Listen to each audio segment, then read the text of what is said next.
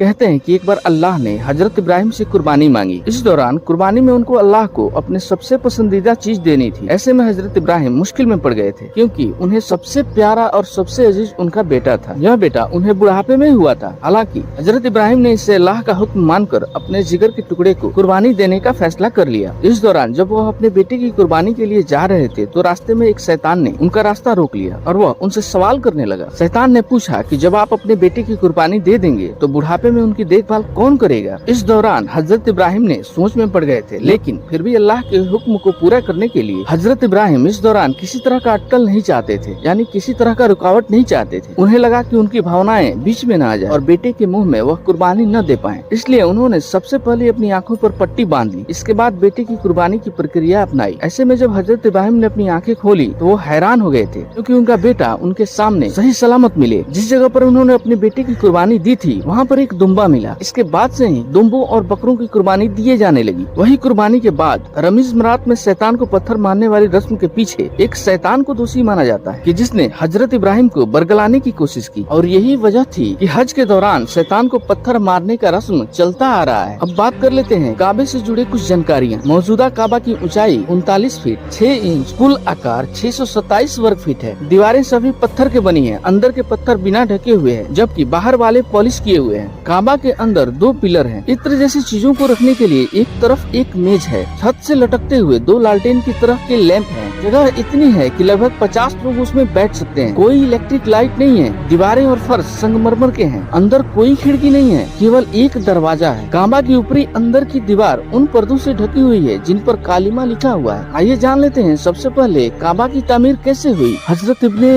रजियाउ तआला अन्हा से रिवायत है कि रसूल सल्लल्लाहु तआला अलैहि वसल्लम ने फरमाया है, अल्लाह ने हजरत जिब्राइल अलैहिस्सलाम को हजरत आदम अलैहिस्सलाम के पास काबातुल्लाह बनाने के लिए हुक्म भेजा। जब हजरत आदम अलैहिस्सलाम ने इसको तामीर कर लिया तो हुक्म हुआ कि काबा का तवाफ करो। क्या आप जानते हैं हजरत अस्वद के लिए कबीले वालों से लड़ाई क्यों हुई थी? हजरत अस्वद को अपनी जगह रखने का वक्त आया तो लोग झगड़ने लगे। हर कबीला चाहता था हजरत अस्वद अपनी जगह लगाने का शर्फ उसे हासिल हो, इसलिए इस मुद्दे पर लड़ाई शुरू होने वाली थी। तभी मक्का के सबसे बुजुर्ग आदमी अबू उमैया ने प्रस्ताव रखा कि अगली सुबह मस्जिद के दरवाजे से जो सबसे पहले दाखिल हो वही इस मामले को तय करेगा। सबने इस राय को पसंद किया। अगली सुबह क्या देखते हैं कि सबसे पहले दरवाजे से दाखिल होने वाले मोहम्मद सल्लल्लाहु तआला अलैहि वसल्लम है। फैसला ये हुआ कि आप सल्लल्लाहु तआला अलैहि वसल्लम ने एक चादर मंगवाई और हजरत अस्वद को उसमें रखकर ये फरमाया कि हर कबीले का सरदार चादर को थाम ले ताकि कोई कबीला इस शरफ से महरूम न रहे। जब सब उस चादर को उठाए हुए उस जगह पर पहुँचे जहाँ उसे रखना था तो नबी सल्लल्लाहु तआला अलैहि वसल्लम ने खुद अपने हाथ से हजरत अस्वद को उसकी जगह लगा दिया। आज के लिए बस इतना है, फिर मिलते हैं नए नेक्स्ट वीडियो में। अभी तक आपने हमारे चैनल को सब्सक्राइब नहीं किया है तो जल्दी से जल्दी चैनल को सब्सक्राइब कर लीजिए। तब तक के लिए दीजिए इजाजत।